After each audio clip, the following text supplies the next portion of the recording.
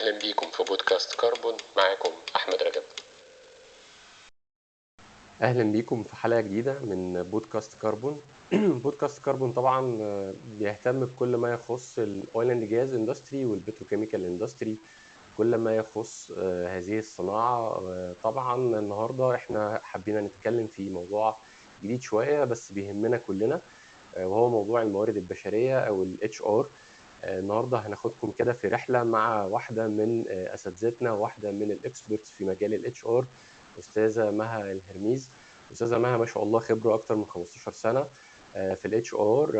هي كمان اشتغلت اتش ار ترينر، حاصله على شهاده او سيرتيفيكت في التي او تي او التريننج اوف ترينر، بحكم ان هي كمان بتدي تريننج للاتش ار. استاذه مها ما شاء الله خبره داخل مصر في كبرى الشركات، وكمان خبره في دوله الامارات اكتر من 5 سنوات. استاذه مها برضو هي الفاوندر والسي او لابيكس اكاديمي، وهي واحده من اكبر الشركات المهتمه بالتريننج في مجال الاتش ار. استاذه مها حضرتك مشرفانا النهارده. أهلا بيك يا باشمهندس، أنا سعيدة جدا طبعا بظهوري مع حضرتك. احنا اسعد طبعا ان احنا بنستضيف قامه كبيره زي حضرتك. وانا ميرسي. متاكد طبعا ان الموضوع النهارده احنا جايين عشان نغير الايمج بتاعه الاتش ار او الصوره النمطيه اللي موجوده عندنا كلنا في اذهاننا عن الاتش ار. وكمان مش بس كده، احنا هنحاول نفيد الناس، مش بس الفريش جراد او حديث التخرج، ولكن كمان احنا يعني حتى الناس اللي عندها خبرات جدا بتهتم بالرحله اللي احنا هنتكلم فيها النهارده. رحلتنا احنا هنتكلم بدايه من السي في، ازاي نحضر السي في، ازاي اجهز نفسي للانترفيو لو انا جالي انترفيو، اثناء الانترفيو كمان نصايح كده وارشادات اثناء الانترفيو، والمرحله بقى البوست انترفيو ما بعد الانترفيو المفروض ان انا اعمل ايه.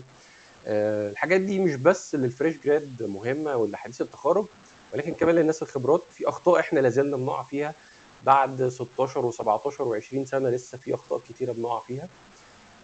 بعد كده هنتكلم بقى على موضوع مهم جدا، وهو التالنت مانجمنت او اداره المواهب. طبعا ده موضوع شائك شويه، بس احنا برضو هنحاول. استاذه مها النهارده هتضيف لنا كتير في النقطه دي، وهتوضح لنا دور الاتش ار ودور حتى الموظف ودور المانجر في الموضوع ده. فاستاذه مها انا احب ابدا مع حضرتك كده ب يعني نصائح وارشادات في كتابه السي في، لان هنعتبر ان دي اول خطوه في رحلتنا النهارده، ازاي ان انا اكتب السي في. فنصائح من حضرتك طبعا هتبقى حاجه قيمه جدا لينا كلنا. أوكي. أول حاجة إحنا هنفرق ما بين شكل السي في، وهنفرق ما بين اللي هنكتبه جوه السي في. تمام. تمام. تمام. آه، فشكل السي في علشان نعمل أي سي في يكون اي تي اس فريندلي، وطبعا ده معظم الشركات دلوقتي بتستخدم نظام الاي تي اس. تمام. احنا مظبوط. بنكتبه على وورد، يعني بمنتهى البساطة هنفتح ورقة وورد ونكتب السي في بتاعنا بمنتهى البساطة. تمام. تمام. تمام. طيب، خلينا نتفق ان السي في ده عامل زي الحصاله. بالظبط. فسواء بقى بالنسبه للناس الفريش او للناس الاكسبيرينس، هو حصاله. انت كل حاجه خلاص، وانس انك دخلت الجامعه، فانت ابتديت بقى كده انك انت تكون جزء من الاكسبيرينس اللي هتاهلك للحياه العمليه وللشغل. مظبوط. فاحنا كل حاجه بنتعلمها وبنكتسبها بنحطها في الحصاله بتاعتنا، علشان نيجي في الاخر وقت ما يكون عندنا انترفيو احنا يكون معانا حاجه قيمه نقدر نقدمها للاتش ار. جميل جدا. جميل. تمام. جميل. جميل. اوكي. ازاي بنكتب السي في؟ بنكتب السي في اول حاجه بنكتب الانفورميشن تبعنا، زي مثلا الاسم، رقم التليفون، ويكون اكتف وشغال ومعايا، بالظبط. مش مع حد تاني يرد عليه لو الاتش ار اتصل. تمام. يكون الايميل، والايميل برضو يكون اكتف واكون بتابعه. تمام. ويكون الايميل يا ريت يكون فورمال، يكون باسمي الحقيقي مش باسماء بالظبط. دلع سوسو كوكو بالظبط. الكلام ده. صح. وممكن اكتب مثلا احط اللينكد ان بروفايل، اللينك بتاعه احطه برضو في السي في مع الانفو بتاعتي. تمام. ممكن اكتب الاريا. انا مش بكتب عنوان في السي في مبدئيا. الاتش ار ملوش علاقه انت ساكن في شارع ايه، رقم كام، الدور الكام، احنا ملناش علاقه. يعني التفاصيل دي مش مطلوبه، يعني المدينه والدوله مثلا لو انت خارج الاريا، لان بالظبط. ممكن يكون بالظبط. مثلا الشركه في 6 اكتوبر وانت ساكن في التجمع، فده طبعا بهدله ليك وللشركه، يعني صعب اكيد جدا. اكيد، صح فهم صح. بيهتموا بس انت ساكن في انهي اريا، يعني انت ساكن في مدينه نصر، مصر الجديده، الشيخ زايد، انت ساكن فين. دي الحته اللي بتفرق معاهم، بس مش اكتر من كده، مش مطالب باكتر من كده. بعد كده بندخل على الجزء بتاع السمري. السمري ده اللي هو كان الاول كارير اوبجكتيفز، يعني دلوقتي اه بقى بنكتب سمري عننا احنا، ايه الاكسبيرينس بتاعتنا، او احنا بنعرف نعمل بالظبط ايه، وايه اللي بالظبط احنا بندور عليه. بالظبط. تمام. بعد كده بنبتدي نكتب الورك اكسبيرينس او الاديوكيشن الاول قبل الورك اكسبيرينس، بنكتب اه الاديوكيشن. تمام. احنا بقى لو طلبه، احنا في سنه كام، كليه ايه، جامعه ايه، تحت بعض. اه يعني معلش يا دايما استاذ مها، لان دايما اللي موجود في اذهاننا احنا بنكتب، بنخش على طول على المفيد، بعد المختصر بنكتب الخبره على طول. فالافضل ان انا اكتب الاديوكيشن بتاعي الاول. هو اه تمام عموما هو اي اتش ار، تمام. يعني لما بيجي يقرا السي في، هو ما عندوش وقت ان هو يقعد يقرا السي في وقت طويل. فهو بالظبط مش صح. اكيد هيقرا كل الداتا اللي في السي في. لكن ايه اللي هو بيركز عليه، هو بياخد حوالي 30 ثانيه مثلا في قرايه السي في اللي قدامه مبدئيا. لو انت بقى شورت ليستد، ساعتها بقى انت بتبقى بتتقري السي في بتاعك كويس جدا قبل الانترفيو والحاجات دي. لكن تمام النظره المبدئيه للسي في بتاعك بتاخد حوالي 30 ثانيه. تمام. ال 30 ثانيه دول بيبص على ايه، بيبص على 30 الايديوكيشن. ثانيه. 30 ثانيه. تمام تمام. هو ده متوسط الوقت اللي الاتش ار بيبص فيه على السي في بتاع اي كانديديت. بالظبط، لان يعني حضرتك بيوصلك مثلا من يعني خلينا نقول مثلا افريج كام سي في مثلا، لو في مئات، هايرنج يعني لو انت للوظيفه. عملت جوب بوست هيجي لك الاف السي فيهات يعني. بالظبط فانت، هو طبعا الاي تي اس بيبقى ليه دور ان هو بقى يفلتر ويوصل لنا عدد اقل بكتير من ده. لكن حتى لو، فاحنا برضو بيبقى قدامنا عدد كبير من السي فيهات، مش شرط نقدر نقراها كلها بالتفصيل يعني. فايه اللي احنا الاتش ار بيهانت ايه في الاول، بيركز على ايه، بيركز على الاديوكيشن والورك اكسبيرينس. دي اكتر حاجات بيركز عليها الاتش ار. لو دول ماتشنج مع اللي هو محتاجه، بيبتدي بعد كده يقرا باقي السي في. لو مش ماتشنج فخلاص مش هيكمل. يعني سي تمام. مثلا، انا محتاجه ان انا اعين مهندس. تمام. اه اه الإديوكيشن مكتوب فيه إن أنت ليسانس آداب. أكيد مش هاخدك، يعني هي أول بالظبط حاجة أنا لازم يكون بكالوريوس هندسة. بالظبط تمام صح. فاهمني حضرتك؟ فالإديوكيشن هو رقم واحد بالنسبة للاتش ار في بعض الوظائف، مش كلها طبعا، لكن هي في بعض الوظائف بتبقى كريتيكال جدا. بنيجي بعد كده بقى الورك اكسبيرينس. تمام مهم قوي واحنا بنكتب السي في طريقه التنسيق. يعني يعني انا ممكن اكتب نفس الحاجه بطريقتين. يعني ممكن اكتب مثلا انا خريج كليه كذا، جنبها جامعه كذا، جنبها سنه كذا. ممكن اكتبه بالطريقه دي، وممكن اكتب تمام. كليه كذا تحتيها جامعه كذا سنه كذا. الطريقه الترتيب ان احنا بنكتب الحاجه تحت بعض بتكون اه اسهل في القرايه، وبتكون اريح للاتش ار وهو بيقرا السي في. هو حتى سيكولوجيا كده الاسهل للعين ان هي بتتحرك في الاتجاه ده، مش هنقعد نقرا كده، انا ممكن نتوه يعني. احنا دايما بالظبط. بنسكان من فوق لتحت يعني. اه مظبوط. صح بعد صح. كده بنيجي بقى الورك اكسبيرينس. تمام. طبعا هنا اكتر سؤال بتسأله، طب لو انا لسه فريش ومش عندي اكسبيرينس. اوكي. تمام. هنا بقى بيجي دور الحصاله. الحصاله تمام. بقى، احنا دلوقتي اكيد انت دخلت جامعه. دلوقتي طبعا غير ايامنا خالص يا باشمهندس. اكيد. على ايامنا ما كانش فيه يعني حاجات بتسبورت النولج بتاعتنا قوي. بالظبط بالظبط دلوقتي ما بالظبط. شاء الله كل الجامعات عندها ستودنت اكتيفيتيز، عندها انترنشيب، يعني في حاجات كتير قوي قدام الشباب يقدروا يعملوها في فتره الجامعه.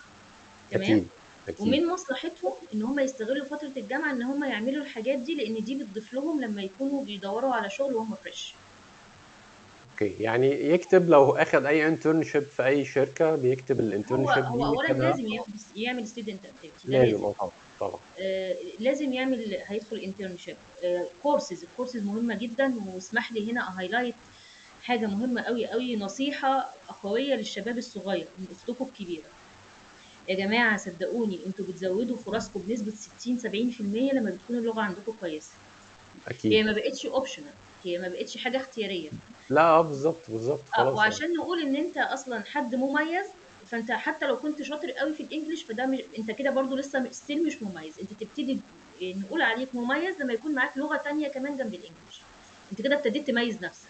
بالظبط. فاتليست احيانا بعض الشركات بتختصر موضوع ان هي عايزه حد يكون قوي جدا في اللانجوج دي، ان هي بتحط في الاعلان ان هو مثلا مطلوب من جامعات معينه، اللي هي معروف عنها ان هي بتدرس او الانجليش عندها هو الفيرست لانجوج عندها يعني، فبتختصر على نفسها وعلى اللي بيقدم ان انا عايزه ناس من بس الجامعات هو دي. لو عمل كده مش هيجي له سيفيهات كتير قوي، فهو برضه بيبقى مش دايما بيقدر ان هو يشترط الشرط ده يعني. هي تريد اوف يعني، خلينا يعني هو مكسب وخساره، انا مش عايز سيفيهات كتير بس انا ده حاجه مهمه والحقيقة هو بالنسبه لي. في كمان ناس من جامعات يعني غير الجامعات الدولية، في ناس بتبقى خريج الجامعات مش كبيرة قوي، مش جي يو سي والبريتش والحاجات دي، اه لكن بيكون اللانجوج بتاعتها كويسة. ليه؟ عشان هم اشتغلوا على نفسهم، اشتغلوا على نفسهم بالظبط كويس. بالظبط طب انا بالظبط. ليه برضو ان انا يعني ليه اقطع الخط ده على الكانديديت كويس؟ لا، انا ممكن اديله فرصة، بس اكون عايزة اللانجوج بتاعته تكون قوية.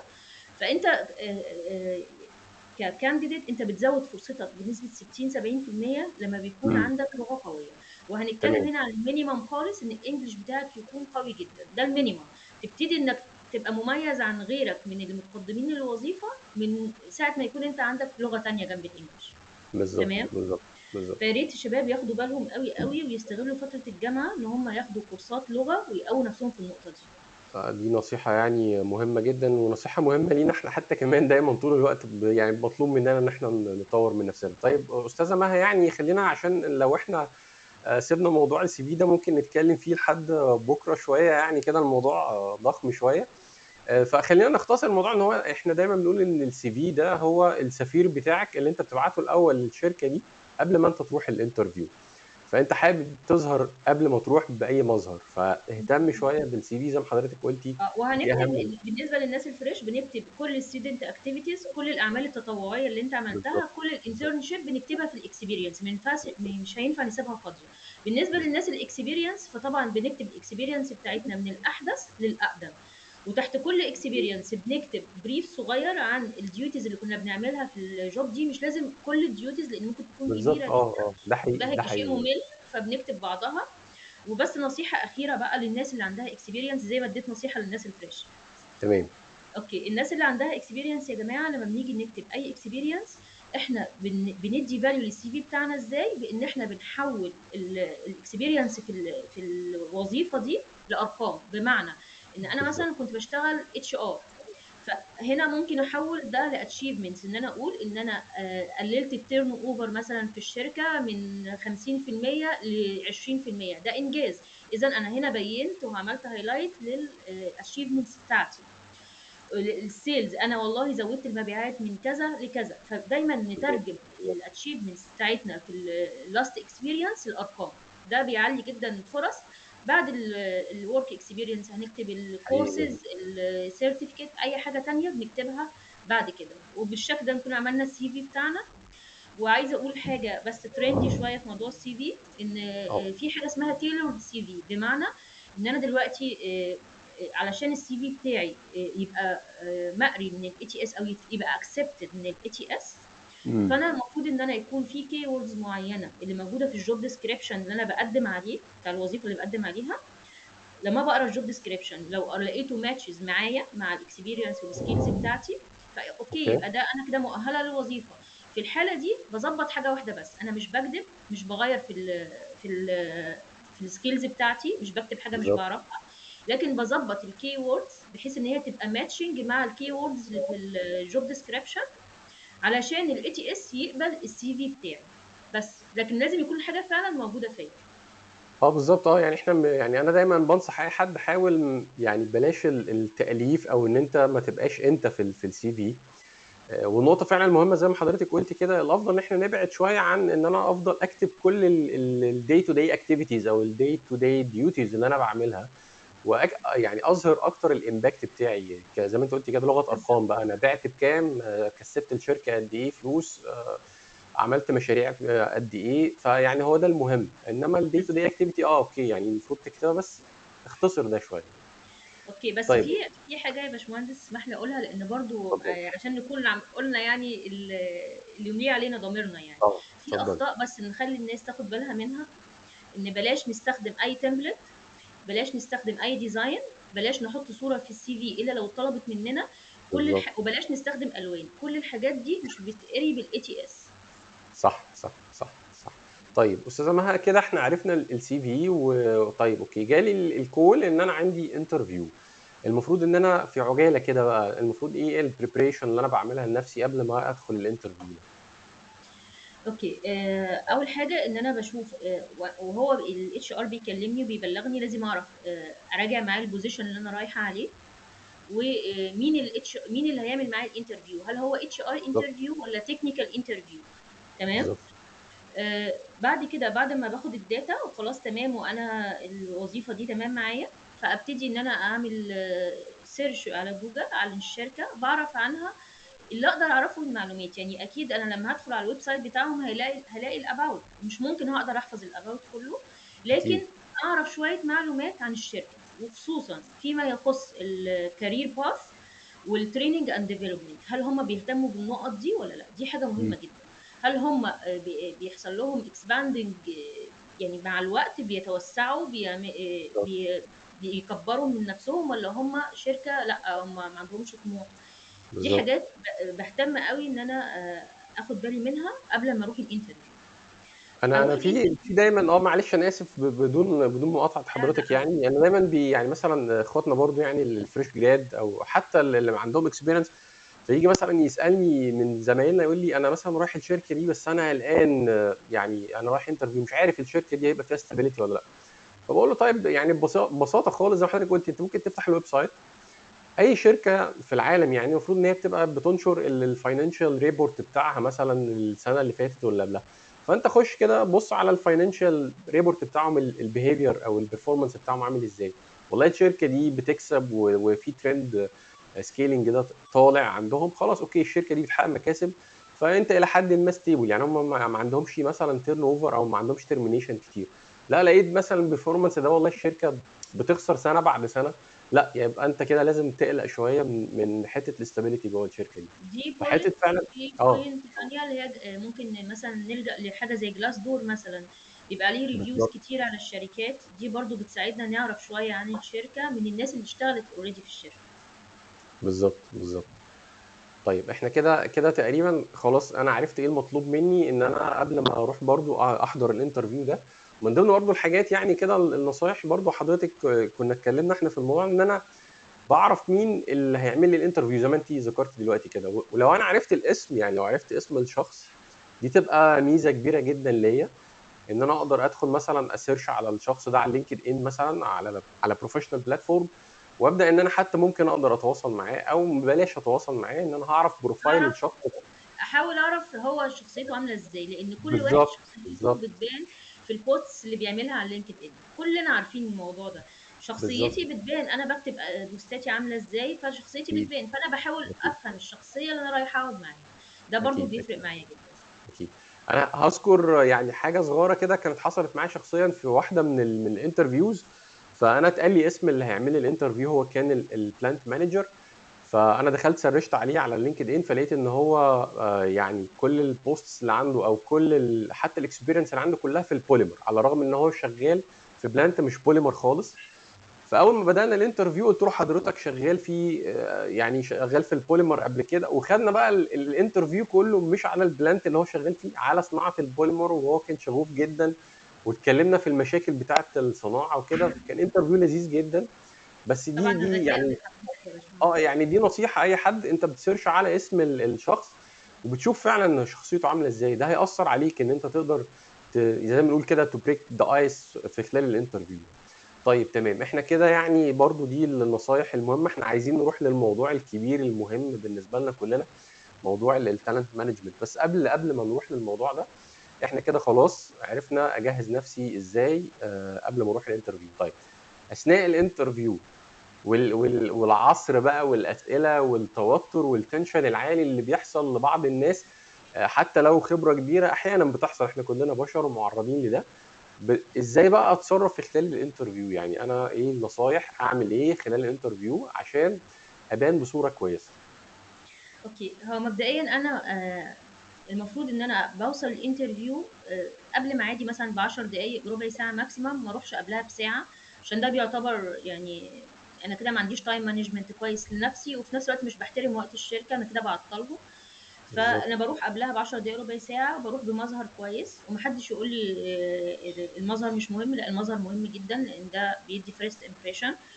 فيا اما البس فورمال يا اما سيمي فورمال، تكون هدوم نظيفه ومرتبه. تمام. بالظبط. ده بالنسبه للبيفور. اثناء الانترفيو بقى المفروض ان انا وانا قاعد بتكلم مع الاتش ار، اول حاجه بكون مبتسم ابتسامه خفيفه، اكون هادي، اكون واثق في نفسي، قاعد فارد ظهري. بالظبط. تمام. في اي كونتاكت لطيف. في ناس بتفهم الاي كونتاكت غلط ويعتبر هي بتعمل ستيرنج للاتش ار ان هي قاعده مبرقه له، طبعا ده غلط يعني. احنا اه بنعمل اي كونتاكت بشكل العادي الطبيعي، ان انا مش فاقده الثقه في نفسي وانا قاعده بتكلم معاك، لكن انا مش هعمل لك ستيرنج، مش هرعبك يعني. تمام. بالظبط. بالظبط. الاتش ار لو اتكلم عربي برد عليه بالعربي، لو اتكلم انجلش برد عليه بالانجلش، ما بسالهوش ارد عليك بايه، لانه انا هرد عليه اوتوماتيك باللغه اللي هو اتكلم بيها. بالظبط. اه تمام. بالظبط بيبان. تمام. تمام. هيقول لي طبعا introduce yourself، هو مش عايز يعرف حاجه عن حياتك الشخصيه خالص، هو ملوش دعوه.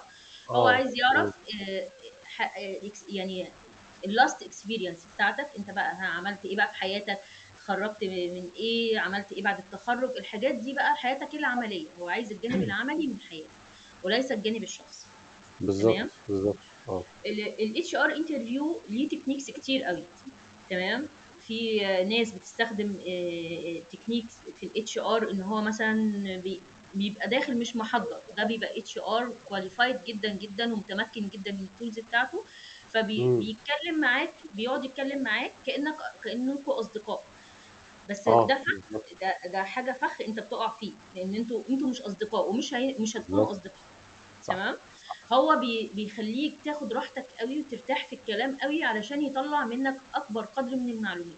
فانت ما بالظبط. تقعش في الفخ ده وما تتكلمش معاه على ان انتوا اصدقاء. بالظبط. اتكلم اوكي بشكل لطيف وبشكل لائق، لكن اعرف انت بتقول ايه، والكلام يبقى طالع مظبوط، مش علشان هو بيتكلم معاك كانكم صحاب فانتوا فعلا صحاب وتفتح قلبك قوي يعني. دي تركايه.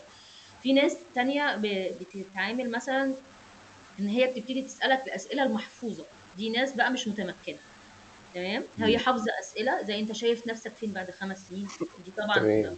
ما بقاش ينفع اصلا يتسال السؤال ده. انت حقيقي حقيقي. يعني حاجات من نوع من الاسئله هو اصبح تقليدي جدا، فهو غالبا في اسئله محفوظه هو داخل يقولها وعايز اجابه محدده عليها، والاسئله دي بقت اجاباتها موجوده على الانترنت يعني بكثره جدا، وتقدر تقول ان انت وانت رايح محضر نفسك ليها كويس جدا.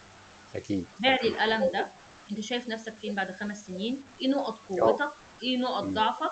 كل دي اسئله انت تقدر تكون حافظ اجاباتها النموذجيه من قبل ما تروح. ومعلش يعني في نقطه هنا، الصراحه المتناهيه اللي هي 100% مش مطلوبه في اكيد الانترنت. اكيد. مطلوب الصراحه فيما يخص الاديوكيشن والاكسبيرينس، ده لازم تكون صريح فيهم، في السكيلز بتاعتك لازم تكون صريح. تمام. لكن لما يجي يسالك انت سبت شركتك السابقه ليه، مش هينفع اه تكون في صريح.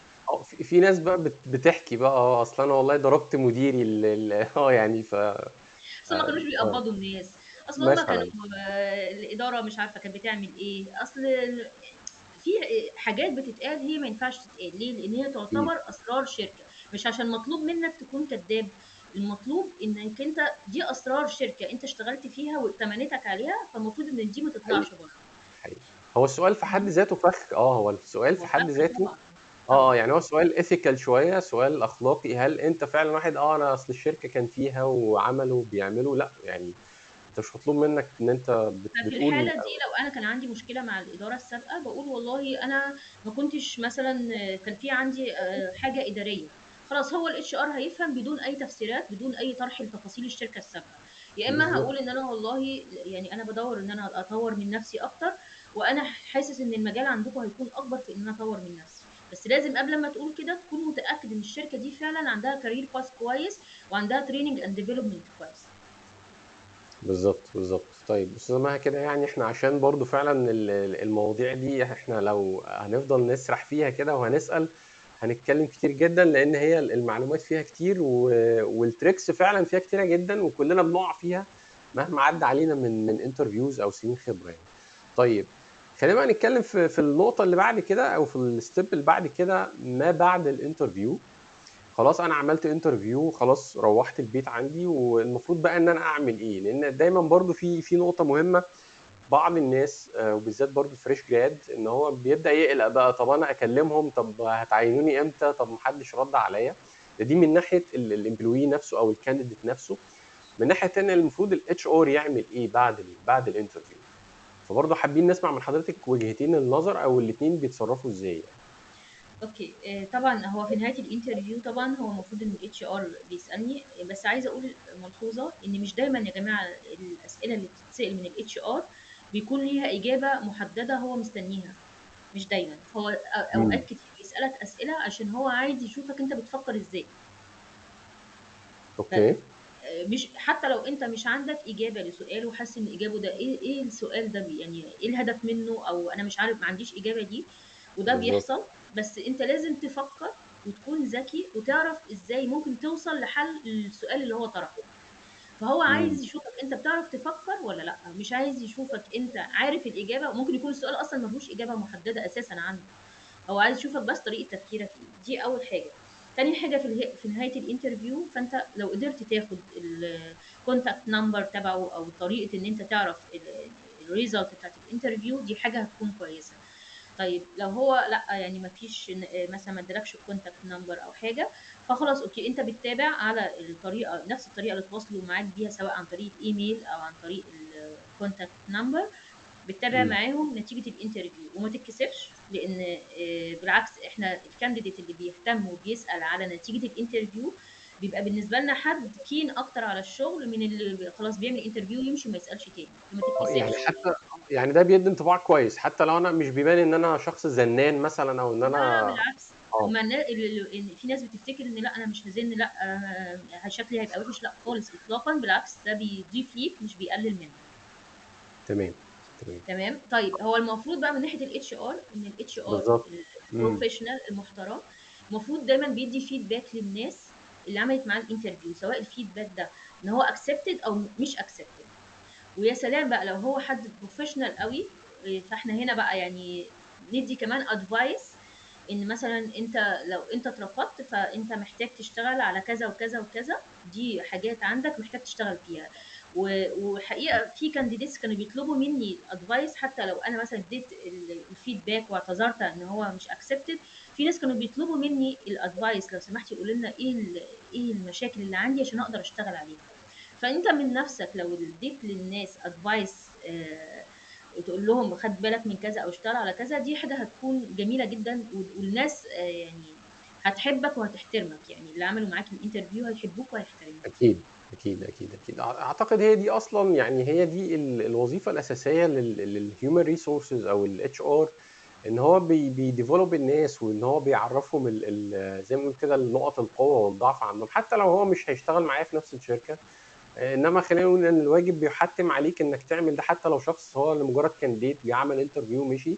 فانت برضو لازم توجه الشخص ده، لان هي دي يعني خلينا نقول 80% من الاتش ار سكوب ان هو بيوجه الناس وبيديفلوب الناس دي. طيب بالظبط. يعني النقطه بقى بتاعت الديفلوبمنت والتوجيه والتطوير والصوره الحقيقيه للاتش ار، دي بقى تاخدنا للنقطه اللي بعد كده.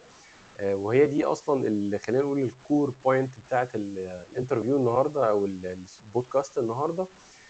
الايمج المترسخه عندنا كلنا في اذهاننا عن الاتش ار، وهي صوره مش لطيفه. مثلا لا، الاتش ار ده بتاع اللي انا بروح لما يبقى في مشكله بس، او ان الاتش ار ده هو الشخص المسؤول فقط عن التوظيف او الهايرنج بروسيس او الترمينيشن بروسيس. وبيظهر بس كل سنه في البرفورمانس ابريزل وخلاص. هو دي علاقتي بالاتش ار. فاحنا النهارده التارجت بتاعنا ان احنا نغير الايمج التقليديه دي تماما، وان احنا نعرف الناس الوظيفه الحقيقيه او خلينا نقول كده السكوب الحقيقي للاتش ار. وان ازاي انا كامبلوي في اي كوربريت ان انا ازاي اشتغل مع الاتش ار، او ان انا ازاي استفيد من وجود الاتش ار في الكوربريت دي، مش لمجرد ان والله الراجل ده علاقتي بيه كل سنه في الابريزل بس او لما بتحصل مشكله. ده هياخدنا بقى للنقطه اللي بعد كده، موضوع التالنت مانجمنت.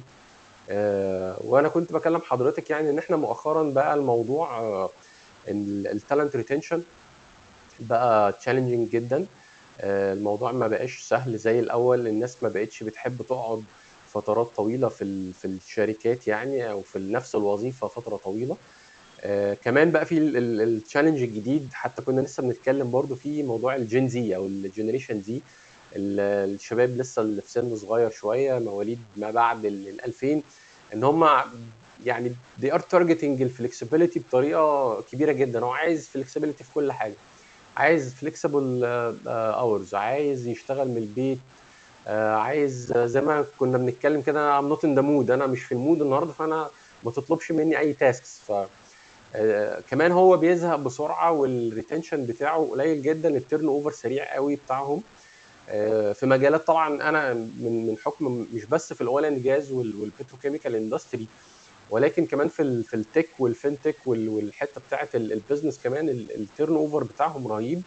هو مش عايز يقعد فتره طويله في الشركه، وبيجي يعمل بروجكت 6 شهور ولا حاجه، ولا خلاص انا مش هقعد اعمل شغل روتيني، انا عايز امشي. خلينا فازاي؟ ندي جزء جزء علشان الناس بالظبط نقدر نوصل للناس اكبر استفاده ممكنه. بالظبط بالظبط. اول حاجه بالنسبه لدور الاتش ار، فهو الريكروتمنت والسلكشن هو one function من functions بتاعت الاتش ار اللي هم 5. اوكي، فهما الاتش ار معاك من اول رحلتك خالص لغايه نهايه رحلتك، يعني من البدايه للنهايه هو الاتش ار معاك في كل حاجه. تمام، مم. هو الاتش ار اللي بيعمل اعلان الوظيفه، وهو اللي بيعمل تعيينات بعد ما بيكون اوريدي عمل المان باور بلاننج، اللي هو اصلا احنا محتاجين ناس قد ايه في وظائف ايه. تمام، بيبتدي ان هو يعمل الاعلان ويقابلك ويتم التعيين. بعد كده بيعمل لك البرفورمانس مانجمنت، بيشوف الاداء بتاعك عامل ازاي. بعد كده بيعمل لك تريننج وديفلوبمنت لو انت محتاج تريننج في حاجات معينه، وبناء عليه بيحط لك كومبنسيشنز اند بنفيتس المناسبه ليك. تمام، فهو الاتش ار كل خطوه من خطواتك جوه الشركه هو معاك. انت علشان تعمل لك بروموشن ده برضو بيتم عن طريق الاتش ار. فهو الاتش ار ممكن يكون صديق خفي، هو انت مش واخد بالك، لان هو انت بتقابله بس في وان ستيب اللي هي الريكروتمنت، دي الحاجه اللي انت بتقابله فيها. لكن الستبس الثانيه هي كلها بتتم من خلال الاتش ار، لكن انت مش شايفه، انت مش شرط تقابله في الستبس دي، لكن هو في الحقيقه هو صديق خفي. لكن هي المشكله الايمج جايه منين؟ ان هو في احنا بني ادمين، والاتش ار فيهم الكويس وفيهم اللي مش كويس. واي شغل في الدنيا او كارير في الدنيا فيه الكويس وفيه اللي مش كويس. تمام، لكن في هايلايت شويه على الاتش ار، لان هم يعتبر هم في ايدهم بعض القرارات اللي هي ريليتد للناس، سواء بقى التعيين سواء الترمينيشن او الحاجات دي. مم. فعندهم يعني سبوت لايت كده عليهم شويه زياده، يعني مش اكتر. اه اه بالنسبه تمام. للجنريشن زي، الحقيقه اه انا لما بدخل ساعات محاضرات وبحاضر للولاد دول، مش هنكر ان في جزء كده اللي هو الصوره اللي متاخده عنهم اللي هم دول ولاد بتوع السوشيال ميديا وتافهين ومش في دماغهم تمام. وي، بس النسبه دي بقت قليله قوي على فكره. اه اللي بقى يفاجئني واللي سعيده بيه ان ما شاء الله الوعي عند الجيل الجديد فعلا حقيقي بقى كبير جدا جدا. يعني حظهم من الوعي اكتر مننا، يمكن علشان دلوقتي الانترنت ما كانش موجود على ايامنا، لكن دلوقتي ما شاء الله متوفر جدا. فهم الولاد دول ممكن يكونوا اللايف ستايل بتاعهم غيرنا، بس هم عارفين هم عايزين ايه، عارفين كويس قوي قوي هم عايزين ايه، عارفين ازاي يوصلوا له وازاي يأهلوا نفسهم ليه. ودي حاجة بتعجبني جدا فيهم. هم مش ولاد تافهين على فكرة زي ما احنا متخيلين، مم. فيهم نسبة كبيرة قوي ولاد عارفين هم عايزين ايه، وعارفين ان هم بيجهزوا نفسهم ليه. تمام، ممكن اوكي. يكون بحكم ان الوظائف الترندي دلوقتي بقت معظمها اونلاين، زي مثلا السوفت وير انجينيرنج او الحاجات دي، حاجات الجرافيك ديزايننج، الماركتنج، معظم الوظائف دي بقت اونلاين. صح. فهم بقى اتجاههم وارتياحهم اكتر للشغل الريموت. دي حاجه انا لاحظتها في التعامل معاهم يعني. والاوريدي فعلا هو في فرصهم في الشغل الريموتلي اكبر بكتير جدا من الشغل يقول لك طب انا ليه هقعد في الشركه 8 ساعات اشتغل؟ انا في ال8 ساعات دول ممكن اكون بشتغل مع شركتين في نفس الوقت مثلا، او مم. اشتغل وانا قاعد من بيتي. انا ليه انزل واتعب نفسي وهو عنده الفرص؟ يعني هو لو ما صح. عندوش الفرص هنقول ماشي، لكن هي الازمه جايه منين؟ للناس اللي عايزاهم اوفلاين، ان اوريدي الاونلاين بالنسبه لهم الريموتلي متوفر جدا، سواء جوه مصر او مع دول تانية بره مصر. وكمان لو بالظبط. تشتغل بره مصر هيقبض بالدولار. بيقول طب انا ليه هشتغل اوفلاين واحبس نفسي صحيح 8 9 ساعات في شركه؟ صحيح صحيح. لا هو احنا طبعا، لا هو الجين زي، لان هم زي ما حضرتك قلتي هو كمان اتولد وحضر موضوع التك من اوله، موضوع الانترنت بقى والكمبيوتر وكل التكنولوجي اللي احنا شغالين بيها دي هو حضرها، يعني هو طفل اتعلم ان هو يشتغل في الموضوع ده. انا في شايف بقى ان الحاله دي اصلا بقى جين. احنا بنعمل ايه معاه؟ افضل طريقه اه للتعامل معاه، افضل طريقه ان انا بحاسبه كريزلت. انا عايزه منك كذا، انا بحاسبك على نتائجك. انا صح بقى ما اخنقهوش، لان هو مش يعني الجيل ده ما بقاش بيحب الخنق، ما بقاش صح بيحب التأييد. هو عايز يشتغل بفلكسبيليتي وبراحه. فاوكي انت عايز فلكسبيليتي هديك فلكسبيليتي، بس انا عايزه ريزلت. انا من حقي في مقابل المرتب اللي انت بتاخده ان انا اخد نتائج اللي انا عايزها. فهنا بقى صح. بنبتدي نحط الرولز اللي هنمشي عليها. اوكي انت عايز فليكسيبل تايمز، عايز كذا عايز كذا، وانا عايز كذا. فده يكون بقى الديل من البدايه. ولو هو ما التزمش بالجانب بتاعه من الاتفاق، فاكيد ساعتها بيبقى في بقى كلام تاني يعني. تمام. لا واضح جدا، يعني فعلا دي نقطة مهمة جدا ان احنا بنحاسب على على الريزلت. تشتغل بقى من البيت، تيجي الاوفيس زي ما انت عايز. انا ليا ديو ديت انت بتسلمني فيه الموضوع ده والتاسك دي وخلاص يعني على كده. بالظبط. طيب استاذ، خلينا بقى نرجع تاني للموضوع بتاعنا، موضوع التالنت مانجمنت. خلينا برضو نبداه من الاول بقى، من اول ما انا خلاص انا دخلت الكوربريت، خلاص خلصنا احنا رحلتنا السي في والانترفيو والحاجات دي. دخلت انا الكوربريت بقى والشركه خلاص، واستلمت الوظيفه بتاعتي. عايزين بقى نعرف دور الاتش ار في الديفلوبمنت بتاع الامبلويز، بتاع الموظفين اللي جوه الكوربريت دي. فيا ريت برضو توضح لنا، لان انت حضرتك قلتي نقطه انا يعني الستيتمنت دي مهمه جدا تتبروز كده، وهي ان الاتش ار هو الصديق الخفي للموظف. احنا بقى عايزين نخلي او المايند سيت بتاعنا احنا كامبلويز جوه الكوربريت دي، ازاي استغل بقى الصديق الخفي ده في ان انا هو بيعمل لي ديفلوبمنت ازاي. فاحنا برضو انا حابب اسمع من حضرتك موضوع الديفلوبمنت، ايه دور الاتش ار، وبرضو تنصحي الامبلوي يعمل ايه عشان يقدر ان هو يديفلوب نفسه. اوكي. طيب هو مبدئيا كده التالنت مانجمنت هو بيمر كده ببعض الخطوات علشان نقدر نقول ان احنا عملنا تالنت مانجمنت سيستم. تمام. او هي اوكي. استراتيجي بمعنى اصح. التالنت مانجمنت واحده من 12 استراتيجي للاتش ار، وهي دلوقتي امم. الموست بوبيلر يعني. تمام. فالتالنت مانجمنت بنبتدي بالورك فورس بلاننج، ان احنا بنبتدي نحدد الموظفين اللي احنا محتاجينهم، وكل موظف يعني كل اداره محتاجه ايه البوزيشنز بالظبط اللي احنا محتاجينها. تمام. بعد كده بنبتدي نعمل ريكروتمنت وسelection للبوزيشنز دي. تمام. بعد كده بنبتدي نعمل لهم اونبوردنج. وفي هنا ميس اندرستاندينج بين الاونبوردنج والاورينتيشن. هو صح الاورينتيشن 1 ستيب من السكس ستيب بتاعت الاونبوردنج.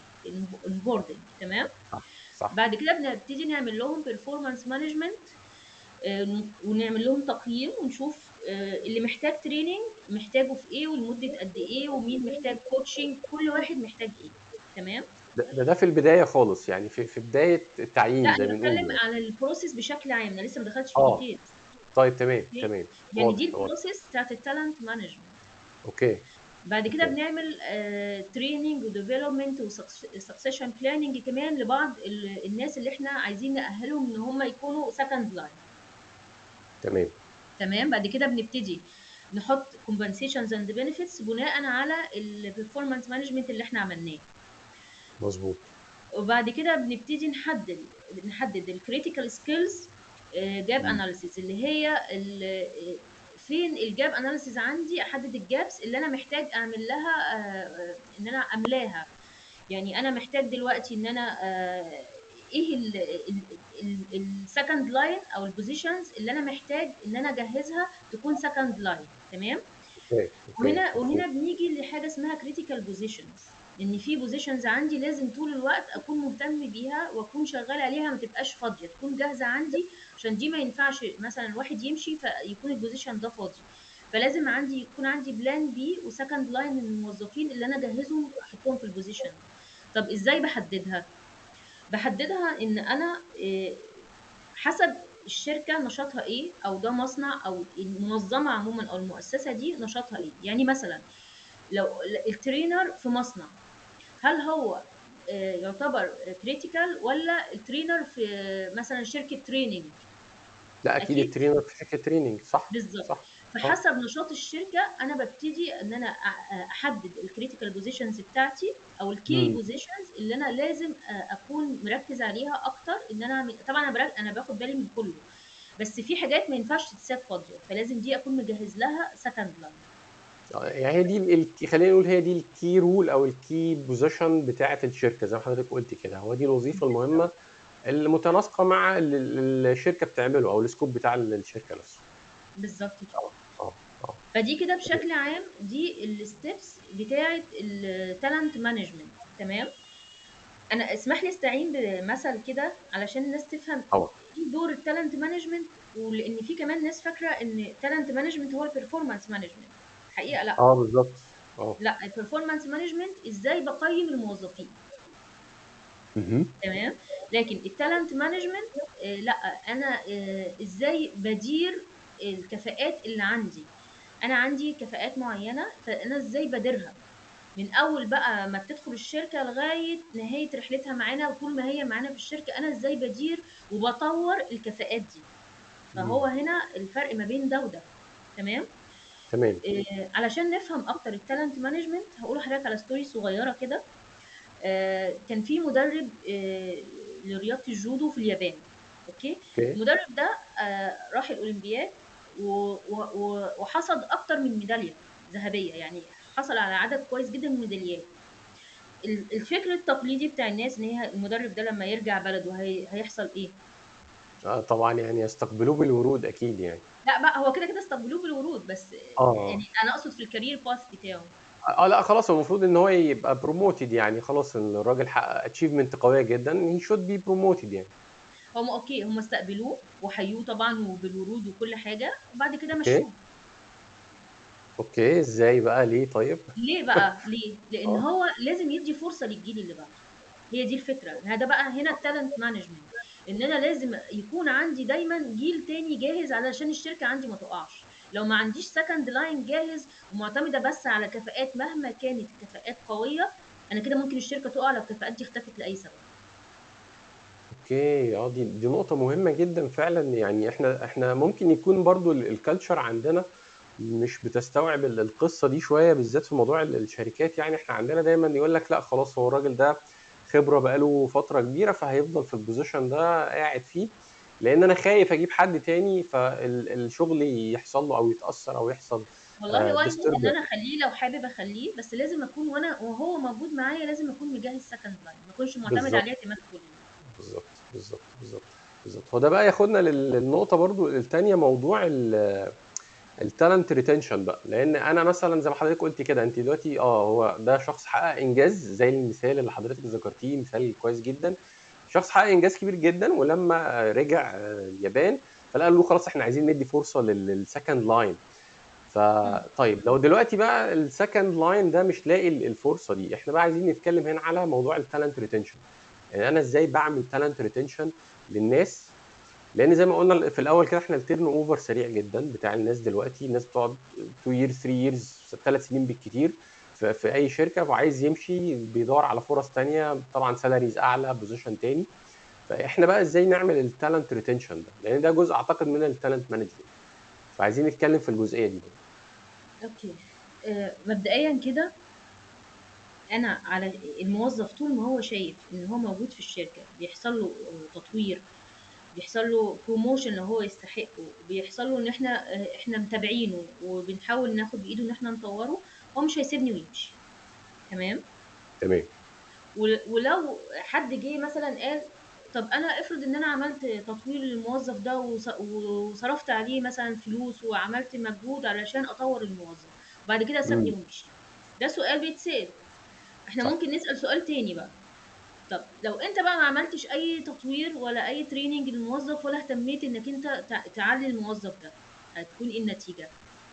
النتيجة هتكون أسوأ بكتير قوي من أي خسائر ممكن تخسرها لو أنت اوريدي عملت له تريننج، عملت له سكسيشن بلاننج، لو أنت عملت له ديفلوبمنت. امم. نسبة الخسائر في الكيس دي هي أعلى بكتير قوي من الكيس دي. فما اوكي. فيش حاجة مضمونة، لكن أنا I'm doing my best إن أنا أخلي الموظف بتاعي أحسن، وإن أنا في المقابل كل ما هو بيتحسن انا بقدم له compensations and benefits اعلى. يعني مثلا انت بالظبط. دلوقتي موظف وبقيت مدير، اكيد مش هتكون مدير على نفس اكيد السالري، لا. على نفس اكيد لا. البنفيتس، اكيد لا. فانت اكيد لا. لما بيحصل لك بروموشن بعد التريننج والديفلوبمنت، بيحصل لك بروموشن، فانت بتلاقي الكومبنسيشنز اند بنفيتس بتاعتك بتعلى معاك. شو. تمام. فبنسبه كبيره انت بتفضل معايا. تمام. في حاجه تانية مهمه جدا بتعلي الريتنشن بتاعي وتقلل التيرن اوفر، مم. ان انا الورك انفايرمنت جوه الشركه تكون كويسه. دي حاجة مهمة بالظبط. جدا، ودي حاجة بالظبط. بيهتموا بيها بقى شوية قسم التالنت اكوزيشن والبراندنج اللي بيعملوا براندنج للشركة. ان مم. انت ممكن توصل لمرحلة تخلي الورك انفايرمنت جوه الشركة جميلة جدا وسمعتها واصلة، والناس عارفة ان الشركة دي الشغل جواها مريح جدا جدا للنفسية، والورك انفايرمنت فيها مريحة، فالناس هي اللي تبقى عايزة تيجي تشتغل عندك، وهي اللي مستنية بس انك تنزل اعلان على لينكد ان عشان تجري تقدم. بالظبط. فانت بالظبط. مش محتاج تعمل مجهود علشان تجمع سيفيهات، ولا تضيع وقت في انك تجمع سيفيهات. انت اوريدي الناس مستنيه بس انك تعمل اعلان. ليه؟ صح. لان انت معروف عنك ان انت الورك انفايرمنت فيه عندك حلوه، وفرصه التريننج والديفلوبمنت والكارير باث عندك كويس. كل ده بيبقى معروف عن الشركه على فكره.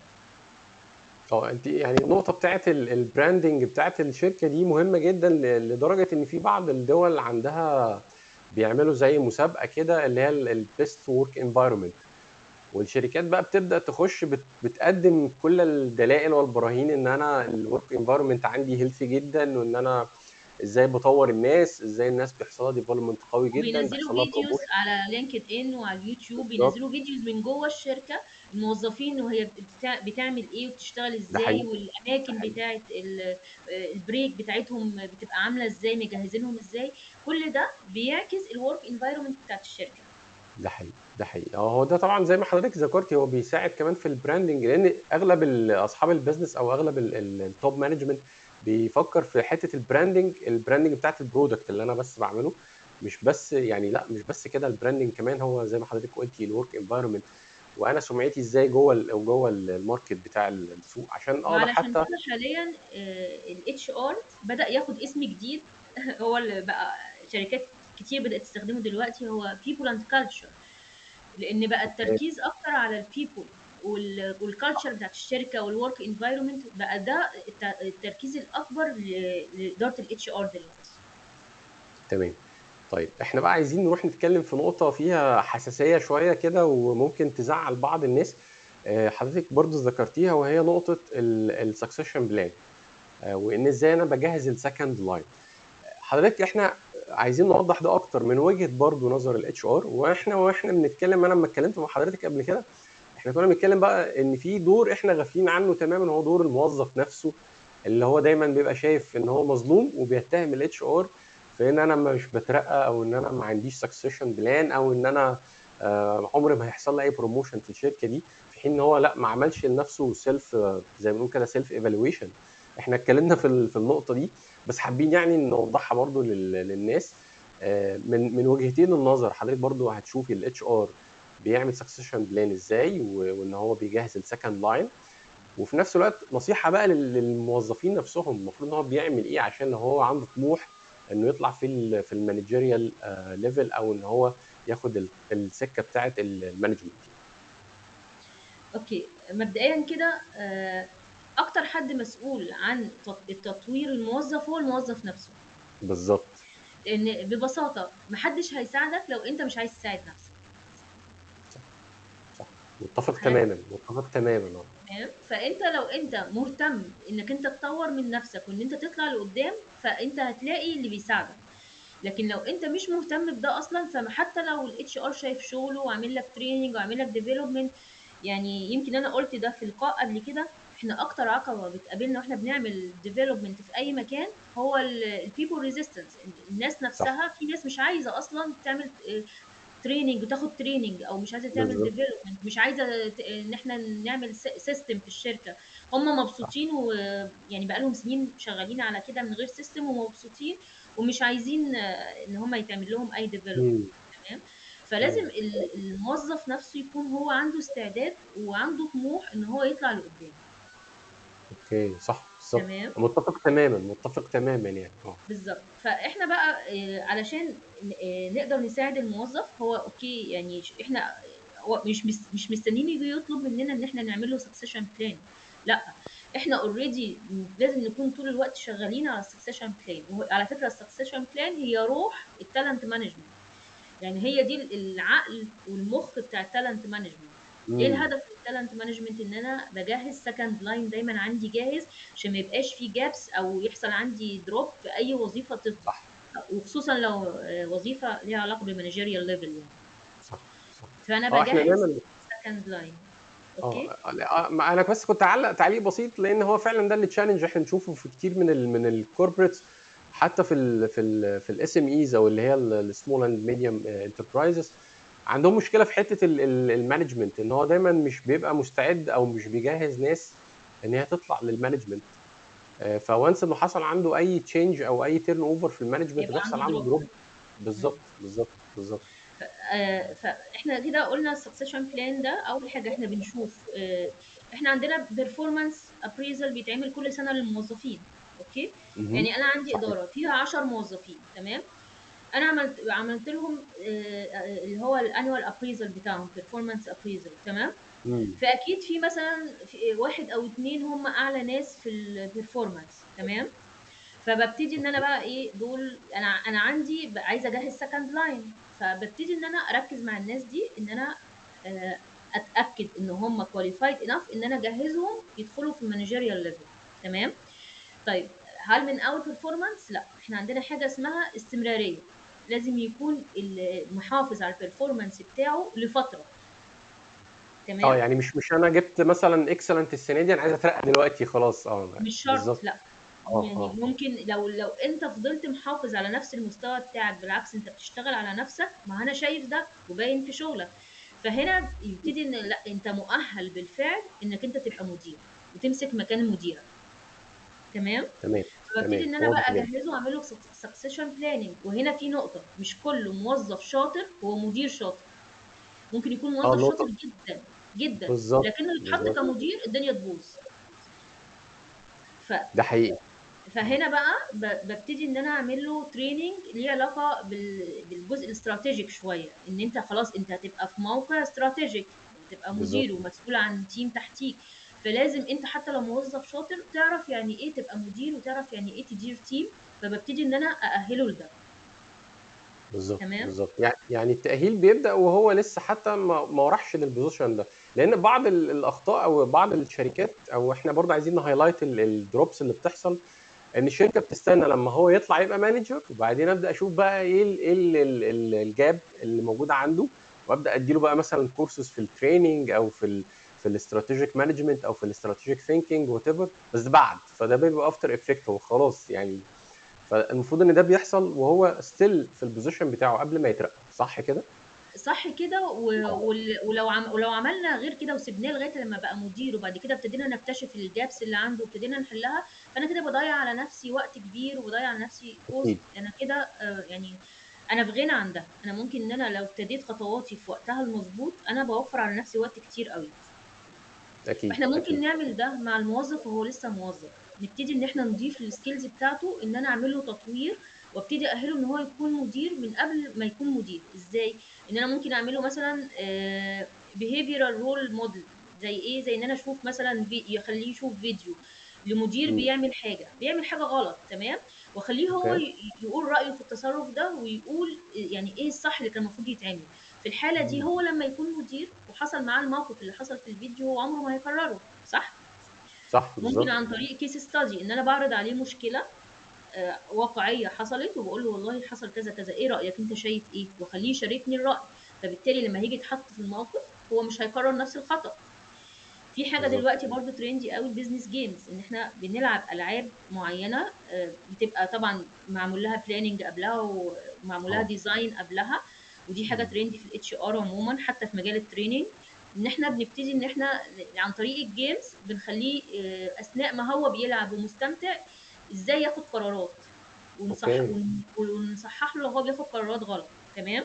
تمام وبعد تمام. كده بنيجي لنقطة اللي هي الاكتنج از. تمام. دي احنا بقى دي بالظبط، دي احنا عايزين بقى نتكلم فيها. احنا برضه اتكلمنا قبل كده في النقطه دي. الدور بقى المانجر نفسه، خلاص الاتش ار المفروض ان هو بيحط السكسيشن بلان بتاعته بناء على اساس البرفورمانس او الكي بي ايز والكي بي ايز اللي احنا حضرتك طبعا بتتكلم عن الموضوع ده كتير، الكي بيرفورمانس انديكيتور والكي بيهيفير انديكيتور. بالظبط. دور بقى المانجر نفسه ده بقى، احنا دي نصيحه منك انت للمانجرز، ان هو ازاي بيساعد الاتش ار في ان هو بيجهز السكند لاين وبيجهز معاه السكسيشن بلان. اوكي. اول حاجه هو المانجر علشان يساعدني ان انا اطور موظف عنده هو في الاداره واجهزه ان هو يكون مدير مكانه. هو مش هيساعدني في ده الا لو هو عنده بلان تانية معموله له، برضه سكسيشن بلان معموله له. بالظبط. صح. طب تمام ايه اللي ممكن اكيد. اعمله؟ حاجه من الاثنين، يا اما ان انا يكون عنده فرصه ان هو يحصل له بروموشن ويروح لحاجه اعلى هو كمان. تمام. صح. ففي الحاله دي هيكون عنده الدافع والحافز ان هو يساعدني في تطوير الموظفين اللي تحتيه وتجهيزهم. يا اما ان هو يكون مثلا عنده فرصه ان هو مش شرط يحصل له بروموشن، بس ممكن مثلا يسافر لدوله تانية، يمسك نفس البوزيشن في دوله تانية، هو حابب ان هو مثلا هو بيحب السفر وحابب يسافر الدوله دي. فده برضو بيكون حافز ان هو يساعدني. تمام. بالظبط طب هل بالظبط. دايما المديرين بيساعدوا الاتش ار في تدريب الموظفين اللي تحتيهم وتمكينهم من التولز اللي هي تساعدهم ان هم يكونوا مديرين؟ لا، مش دايما. مش دايما هيكون ده افيلبل بالنسبه لي. طب ايه الحل مم. هنا؟ الحل هنا في حاجه اسمها النولج مانجمنت. اوكي. تمام. انا اوريدي عندي اداره تريننج وعندي اداره ديفلوبمنت، والمفروض ان هي بتكون شايفه شغلها ودايما بتعمل تطوير للموظفين. بس النولج مانجمنت هنا بتشتغل على ايه؟ ان انا لو عندي مدير ماسك في ايده داتا مهمه جدا تخص الشركه، مثلا داتا تخص العملاء، سي مثلا. تمام. اوكي. او مثلا لو هو في اداره مشتريات فهو ماسك داتا تخص الفيندرز، مم. سي وات ايفر هو في اداره ايه، بس هو معاه داتا مهمه جدا للشركه ومفيش حد في غيره معاه الداتا دي. هنا التالنت مانجمنت بتاعك كله باظ. انت لازم آه، ما يكونش. النقطة دي جديدة جدا بالنسبة لي. لازم تكون انت النولج كلها موجوده عندك، ما تكونش في ايد المدير فقط. لازم تكون موجوده عندك، لازم يكون في شير عن طريق بقى مثلا سي ار ام مثلا، كل الداتا بتتحط عليه عن طريق. يعني دلوقتي مم. في سيستمز متطوره جدا بتساعدنا ان احنا نبقى كنترول على كل حاجه تخص الشركه. ما يبقاش في حد ماسك الشركه من حته ان هو ممكن يضر الشركه لو مشي. مفهوم. بالظبط. النولج مانجمنت دي نقطة مهمة جدا في عملية التالنت مانجمنت بشكل عام، بحيث ان انا لو المدير مشي لأي سبب او رفض يتعاون معايا في التريننج بتاع الموظفين لأي سبب، ما يكونش هو ماسكني، لا اكون انا اللي ماسكه. يعني انا كتوب مانجمنت لازم اكون ماسكه الموظفين وماسكه المديرين كمان. بالظبط تمام. بالظبط صح. فانا لازم يكون النولج بتاعتي وكل الحاجات المهمه اللي تاثر على شركتي في ايدي. اوكي. النقطة دي جديدة جدا بالنسبة لي فعلا يعني. طيب النقطة التانية اللي بيتعاون فيها المانجر، يعني مثلا حاليا مثلا دلوقتي بينطلب مننا حاجة او المانجر نفسه بياخد حاجة اسمها الهاو تو ديليجيت، انت ازاي تعمل ديليجيشن للتيم. وجزء حق من البرفورمانس بتاع المانجر هو بيعمل ديليجيشن قد ايه. يعني احنا بنقول كده المانجر ان هو لازم يكون عنده الراثلس كالندر، ان الكالندر بتاعته فاضيه. فما ينفعش ان انا الاقي ان في كل الميتنجز هو المانجر اللي بيحضر كل الميتنجز دي، لا، هو المفروض ان هو الراجل زي ما انت حضرتك قلتي كده، هو راجل مور استراتيجيك، فهو المفروض يبقى عنده وقت فاضي اكتر ان هو بيفكر في الاستراتيجي بتاعت الديبارتمنت دي. بس ده بيحفزه ايه، او ده اللي وراه ايه، الديليجيشن، ان هو بيبدا يديليجيت. سواء هو عنده تيم مثلا فيه 10 مثلا، فهو مختار منهم 2 3 دول اللي بيجهزهم للنكست ستيب بتاعتهم، او دولت السكند لاين، فبيبدا يديليجيت. فدي بقى النقطه اللي انا حابب حضرتك تتكلمي فيها، موضوع الديليجيشن ده، وان ازاي ده مهم جدا في موضوع تجهيز السكند، او في موضوع ان انا بجهز الصف الثاني او بجهز الناس عشان تروح للمانجري. اوكي. هو موضوع الديليجيشن عموما في اي حاجه اصبح مهم جدا. تمام. امم. آه هنا بيجي برضو دور الاتش ار لازم يدخل في الحته دي شويه مع المديرين، ان هو لازم يقنعهم ويفهمهم ان هم لازم يعملوا نوع من انواع الديليجيشن للموظفين اللي تحتهم. تمام. اوكي. اوكي. هنا بقى بيكون عن طريق يا اما شادوينج، ان الموظف بيقعد مع المدير في اجتماعات معينة وبيشوف هو بيعمل ايه وبيتفاوض ازاي، بياخد قرارات ازاي. ده نوع دي يعني طريقة من طرق التعلم الشادوينج. اوكي. صح. يا اما ان انا بعمل للموظف اللي اوريدي انا قررت ان هو مؤهل ان هو يبقى مدير، واخترته ان هو يكون ابتدي ان انا اديله تريننج عشان يبقى مدير.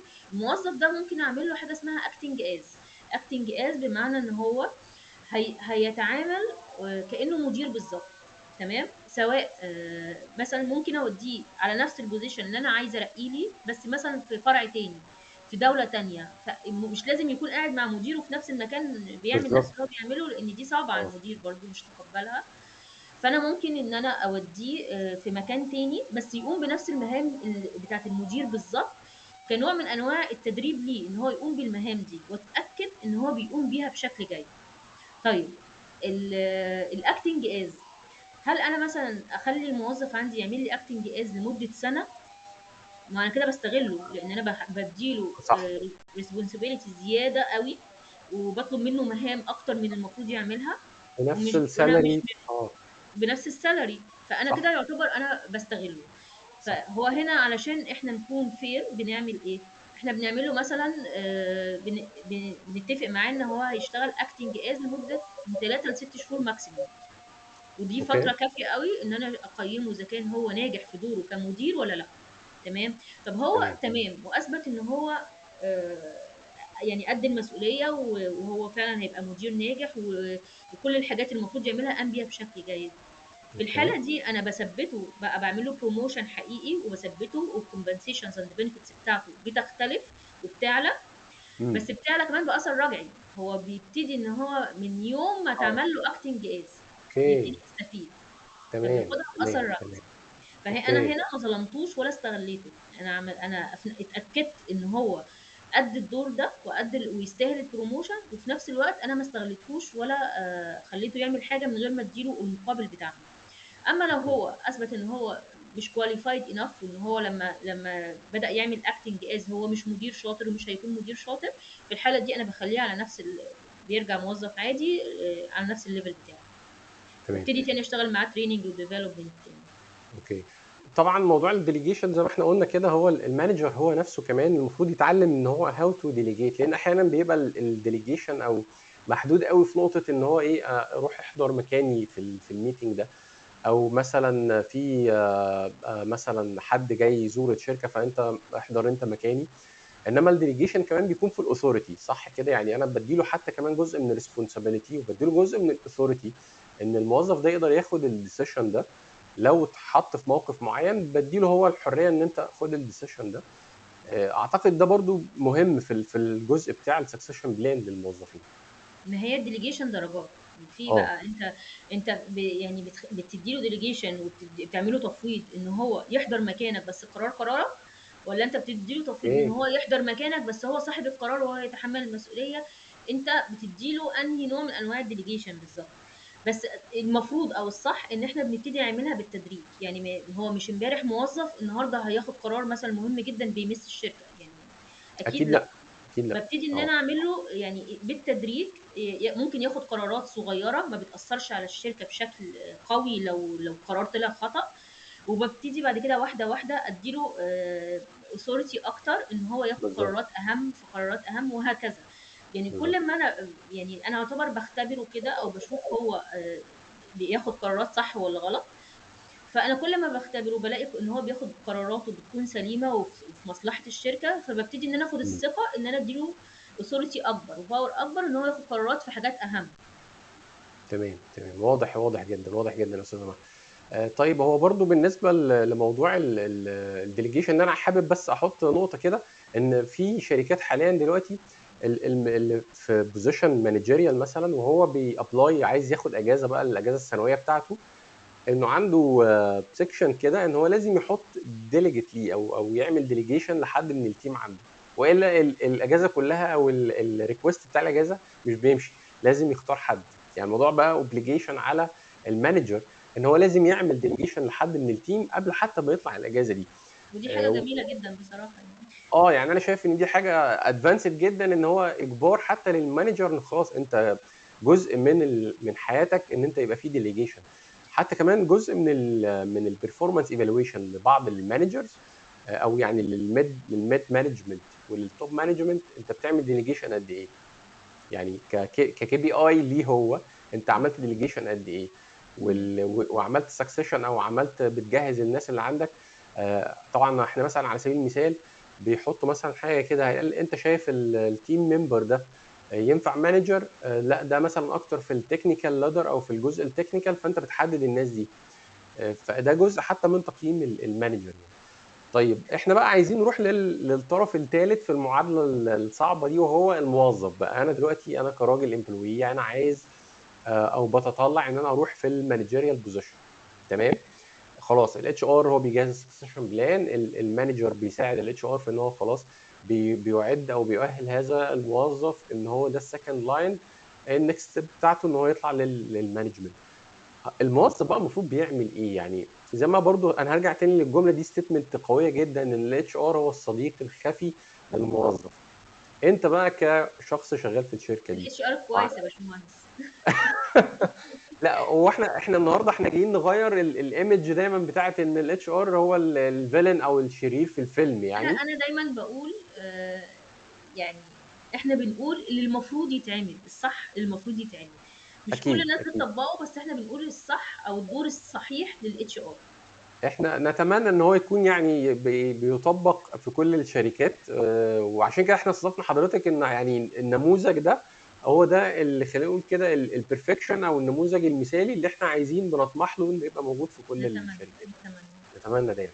طيب بالنسبه نرجع تاني للنقطه بتاعت الامبلوي نفسه او الموظف نفسه، يجهز هو نفسه ازاي لو هو عنده طموح او اللي هو عنده حاطط تارجت ان هو اطلع من المانجمنت دي؟ فيعمل ايه البلان اللي هو المفروض يجهزها لنفسه؟ النولج. عايز تطور، عايز تترقى، عايز تروح لحاجه اعلى، عايز تمسك بوزيشن اعلى، زود النولج. امم. سيمبل. زود تمام. النولج بتاعتك. يعني لو انت محاسب، في كورسات في المحاسبه بتزود النولج عندك جدا. مش عارفه سي بالظبط ام اي ومش عارفه ايه بالظبط حاجات كتير بالظبط. ايه كده يعني اه في اه المحاسبه. اه اه. ففي كورسات في المحاسبه بتبقى طبعا يعني معتمده دوليا، بتبقى قويه جدا. فانت تقدر تاخدها كمحاسب. في الحاله دي انت بتفرض على الاداره ان هي تعمل لك بروموشن، تعمل لك سكسيشن بلاننج. ما انا بالظبط. لما الاتش ار مثلا لما هو يكون اتش ار سيرتيفايد مثلا من اتش ار سي اي او سي اي بي دي وات ايفر، امم. اكيد ده النولج بتاعته مش زي الاتش ار اللي مش سيرتيفايد. تمام. اكيد اكيد. اي في اي مجال في الماركتينج. فكل مجال دلوقتي ما شاء الله الشهادات بقت سواء يعني جوه مصر او على مستوى شهادات دوليه مثلا. دلوقتي بقت افيلبل لاي حد، اي حد يقدر يذاكر وياخد شهادات. فانت كل ما بتاخد شهادات اقوى، كل ما بتزود النولج بتاعتك اكتر، كل ما بتاخد كورسز اكتر. حتى الناس الفريش كل ما تاخد كورسز اكتر وتزود النولج بتاعتك اكتر. فانت هنا خلاص، ما هو يعني انت بتفرض على الاداره ان هي توديك في حته اعلى. بالظبط بالظبط. اه لو انا قفلت الجيم زي ما بيقولوا كده، انا خلاص انا يعني وصلت لدرجه انا اهو كبيره يعني جدا. انا بوريهم نفسي انا اهو، بالظبط. يعني ها صح هتعملوا معايا صح ايه؟ هتودوني صح فين؟ صح. طيب النقطة التانية بقى، هل مطلوب منه ان هو يبدأ يركز اكتر لو هو زي ما حضرتك قلتي كده النولج، ان هو يبدأ سواء بقى اذا كانت سيرتيفيكتس في المجال عنده او ان هو يدخل في بروجكت مثلا لو احنا بنتكلم عن المجال الهندسي. حتى والله حتى في المجال الهندسي بقت موضوع السيرتيفيكتس او الاكريديشن، حتى الاعتمادات والحاجات دي بقت مهمة جدا. في كل اه مجال. بالظبط. فانا خلاص انا بوري نفسي انا اوكي، انا وصلت لليفل معين من النولجمنت ان انا خلاص انا عايز اروح للنكست ستيب بتاعتي.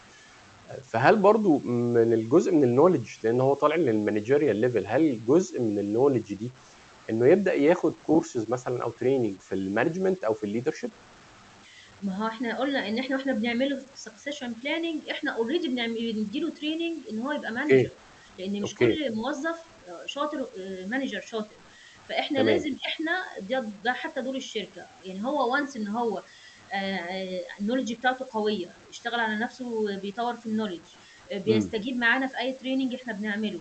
الاتيتيود بتاعه او الكي بيرفورما كي بيهيفير انديكيتورز بتاعته كويسه. تمام. يعني عارف يتعامل كويس، عارف ازاي يحل مشاكل، عارف يعني اي حاجه ليها علاقه بالبيهيفير. كل الحاجات دي كل كومبتنسز المطلوبه علشان يكون مؤهل ان هو يكون مانجيريال موجوده فيه، ساعتها بقى انا كشركه ببتدي ان انا اديله تريننج او كوتشنج وات ايفر هي نيدز ان هو يكون مانجر.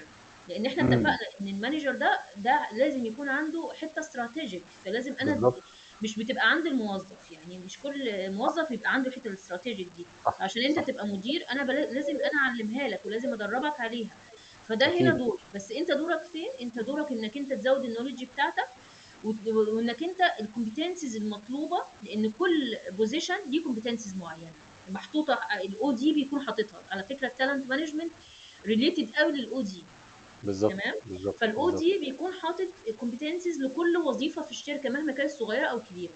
تمام. بالظبط فانت صح. لما بتكون الكومبتنسز بتاعتك كويسه وبقارنها بالكومبتنس المطلوبه للبوزيشن الاعلى، وبشوف انت لو قريب وعندك كومبتنسز اوريدي حلوه وكويسه وبس مم. ناقصك واحد او اتنين، اوكي انا ببتدي اشتغل معاك عليهم وادربك انك انت تدخل في البروموشن.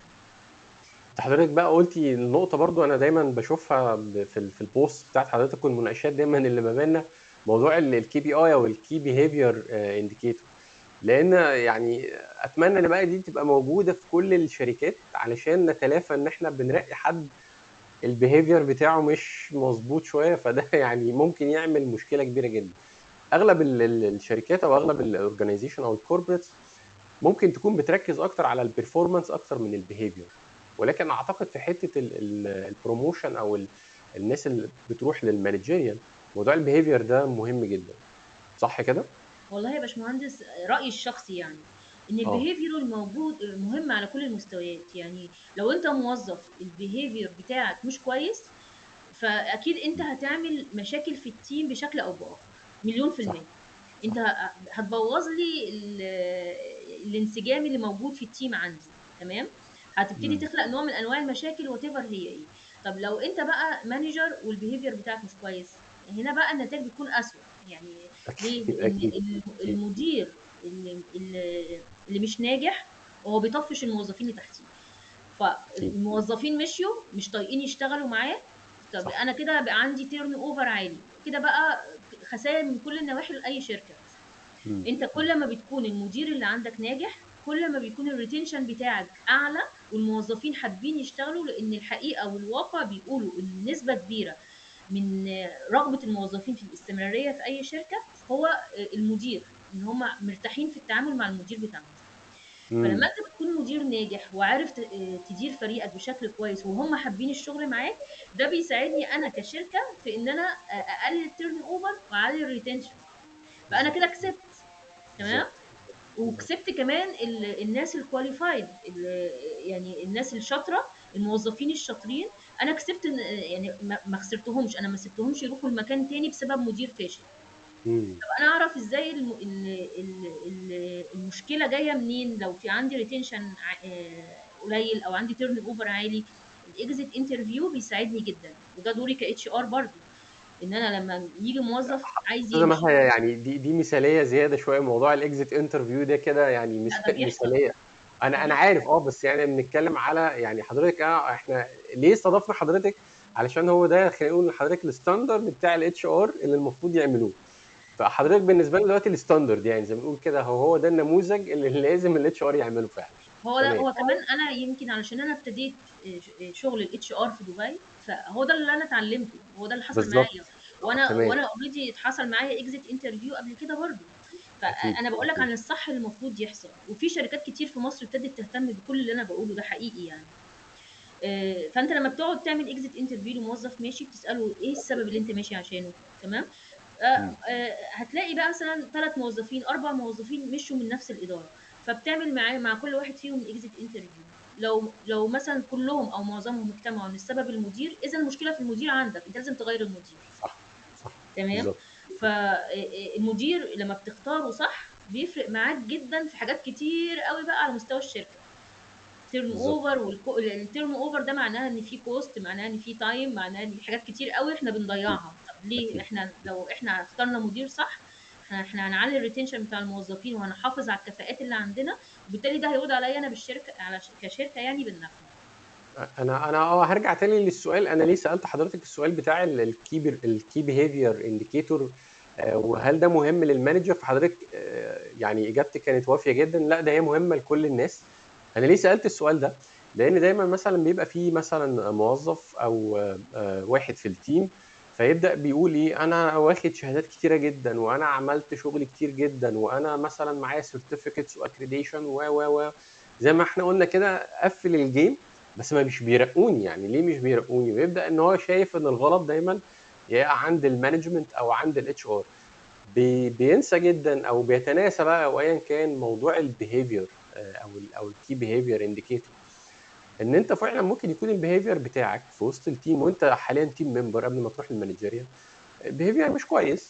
وده لا يؤهلك انك تكون مانجر. لان طيب يعني احنا سايبينك كويس ان انت في التيم ممبر وانت البيهيفير بتاعك مش لطيف. هو احنا ما ينفعش نسيبه مبدئيا. احنا عندنا كي بي بالظبط. ايز بتتعمل، او وات ايفر الطريقه اللي الاتش ار بيستخدم فيها البرفورمانس مانجمنت. في ناس بتستخدم الكي بي ايز وفي ناس بتستخدم اساليب تانية. في كل اوكي. الاحوال انت بتعمل لك تقييم، وفي التقييم ده انت بتتقيم من ناحيه التكنيكال، وبتقيم من ناحيه البيهيفيرال. اوكي. بالظبط. والتقييم ده انت بتطلع عليه سواء كان شهري او كل كوارتر، انت بتطلع عليه. والمدير بتاعك بيقعد معاك بيقول لك المشاكل اللي عندك 1 2 3، ولو ممكن كمان الاتش ار يقعد ويبتدوا ان هم المشاكل اللي عندك بيقعدوا يلفتوا نظرك ليها عشان تشتغل عليها. فانا ما اكيد. ينفعش ان انا اسيب الموظف هو كويس شاطر بس هو البيهيفير بتاعه وحش فانا هسيبه. لا، انا مش بسيبه. انا لازم اتكلم معاه مره واثنين واديله فرصه تقييم واثنين وثلاثه، الرابع في وقفه. هم سواء في بعض بقى هو الشركات. محتاج ان هو يصلح من نفسه تكنيكال او محتاج يصلح من نفسه از بيهيفير. في كل تمام. الاحوال انا بلفت نظره وبقعد معاه اوري له تقييمه وبقول له المطلوب منه ايه، وبعد كده بديله فرصه واثنين. بعد كده اكيد بيبقى فيه موقف، فيه اكشن بيتعمل. تمام. تمام. يعني احنا بس كده بعض الشركات بيسموها الفاليو، يعني الفاليو بتاعت الموظف ده، يعني هو عنده امباكت او عنده بيقدم حاجه او الجزء التكنيكال، بس الفاليو بقى بتاعته اللي هي البيهيفير بتاعه. هل واحيانا هو يجي مثلا. حد كمان بيكون موظف شاطر والبيهيفير بتاعه كويس، لكن هو ما عندوش الكومبتنسي بتاعت الليدرشيب. هو مم. شخصيته مش كده. هو شخصيته ينفع يبقى تابع لحد، لكن ما ينفعش يكون هو ليدرشيب. تمام. فانا عندي من ضمن الكومبتنسيز، طبعا الكومبتنسيز دي بتيجي منين؟ بتيجي من الاو دي طبعا، ومن الفيجن بتاعت الشركه والحاجات دي. بنبتدي نحط مم. الكومبتنسيز اللي المفروض تكون موجوده في كل بوزيشن. يعني كل بوزيشن ليه كومبتنسيز، يعني على حسب اكيد. بقى البوزيشن ده ايه. اكيد. فمن ضمن الكومبتنسيز اللي لازم تكون موجوده في المديرين هي الليدرشيب كومبتنسيز. تمام. فممكن يكون اوكي. هو والله موظف شاطر جدا والبيهيفير بتاعه رائع، لكن هو ما عندوش ليدرشيب كومبتنسي. هو يعني الحته دي مش عنده. هو ينفع يكون مم. موظف لكن ما ينفعش يكون مدير. هل ده اوديه مدير حتى لو هو شاطر؟ اكيد لا. اكيد لا. اكيد لا. مش صح. هيعرف يدير الفريق اللي تحتيه هو اللي هيتحكم فيه، مش هو اللي هيتحكم في الفريق. متفق تماما. متفق تماما. ده ياخدنا كده لنقطة حضرتك كنت اتكلمتي مع المهندس سامح، كانت حلقة أكتر من رائعة على البرفورمانس ابريزل، وكانت مهمة جدا. يعني أنا برشح يعني الحلقة دي أي حد عايز يفهم أكتر عن موضوع البرفورمانس إن هو يرجع للأستاذة مها مع الباشمهندس سامح. الحلقة كانت يعني مغطية كل الموضوع ده، ولكن أنا حابب بس نرجع نعمل ريكاب سريع، وبالذات على النقطة بتاعة البرفورمانس إذا كان شهري أو ربع سنوي، قد إيه ده مهم. بس خلينا نتكلم بقى كمان على ال 360، او اللي هو مش بس تقييم للموظف، ولكن ان الموظف كمان بيقيم مديره. وان قد ايه ده مهم في ان انا اعرف الريليشن شيب اللي دايره دلوقتي حاليا ما بين المدير والموظف. وهل دي بتساعدني اكتر في السكسيشن بلان؟ انا ابقى في ال 360 دي تقييم الموظف للمدير وتقييم المدير للموظف، هل دي لها دور في السكسيشن بلان؟ بص يا باشمهندس، هو في كذا اسلوب من اساليب تقييم الاداء. منها التقييم الذاتي، الموظف بيقيم نفسه بنفسه. بالظبط. منها الجرافيك ريتنج سكيل، ان هو شيت معين انا بكون محدده فيه كل البوينتس، والمدير هو اللي بيبتدي يملاه وبيبتدي يحدد كل واحد ياخد السكور بتاعه ايه في كل بوينت. تمام. اوكي. وفي الام بي او، المانجمنت باي اوبجكتيفز. انا عندي اوبجكتيفز اهداف معينه او اوبجكتيفز معينه، وبقيمه بناء على مدى تحقيقه الاهداف دي. وفي alternative ranking، وفي حاجات كتير قوي، في اساليب كتير قوي. في 360 degree، ده برضو مم. اسلوب من اساليب تقييم الموظف. لكن هو يعني هو مش هو ده اللي حضرتك بتقول عليه. ال اه 360 degree ان انا بقيم الموظف عن طريق ان انا بسمع اراء كل اللي بيتعاملوا مع كل الموظف في اه الموظف، بالظبط بالظبط. مديره وزميله والكلاينت والاوفيس بوي، كل الناس اللي بتتعامل مع امم الموظف انا باخد منهم فيدباك عن رايهم في الموظف. ده اوكي 360 degree. تمام. اوكي اوكي وانا اوكي شخصيا تمام. انا مش بعتبره افكتيف قوي، يعني مش من اساليبي اه المفضله قوي بالنسبه لي، اوكي وبياخد برضو مني وقت وحاجات كتير صح وايفورت. صح ففي صح طرق تانية انا بفضلها اكتر. تمام. بالظبط. لكن انا مع حضرتك في موضوع ان هو الموظف ممكن يقيم نفسه ومديره يقيمه، وممكن هو يقيم مديره. امم امم ده برضو بيحصل، وده بيساعدنا ان احنا برضو ناخد فيدباك عن المديرين زي ما احنا اكيد بناخد فيدباك عن الموظفين. اكيد اكيد اكيد. طيب استاذه مها، يعني احنا الحلقه دسمه جدا، ويعني كم معلومات رائع، والمناقشه احنا في موضوع الهيومن ريسورسز لو فتحنا الموضوع هياخد مننا ايام مش دي ساعه حقيقة. يعني. دي حقيقة. فيعني احنا بنشكر حضرتك جدا على هذا الكم الهائل والرائع من المعلومات والنصايح كمان. شكرا جدا لحضرتك. الحلقه جميله جدا، معلومات قيمه جدا. الحلقه دي اعتقد هتكون برضو مرجع كبير للناس اللي حابه ان هي تعرف اكتر، سواء اذا كان في السي في او جاهز ازاي للانترفيو، او حتى كمان كدوري انا في موظف، كان انا في البروموشن او في السكسيشن بلان بتاعتي عامله ازاي. استاذه مها، احنا اتشرفنا جدا بحضرتك وكنا سعداء جدا شكرا يا ان احنا باشمهندس نتقابل جدا، ويا حضرتك. رب اكون كنت ضيفة خفيفة عليكم يعني. لا حضرتك، يعني احنا دايما زي ما انا بقول حضرتك الستاندرد بتاع الاتش ار، يعني ده النموذج المثالي للاتش ار. احنا اشكرك جدا. سعداء جدا استاذه مها، وان شاء الله حلقات تانية قريب كمان ان شاء الله ان باذن شاء الله. الله، شرفني يا فندم. شكرا جزيلا استاذه مها. شكرا. مع نشوفكم السلامة. الحلقه الجايه. مع السلامه.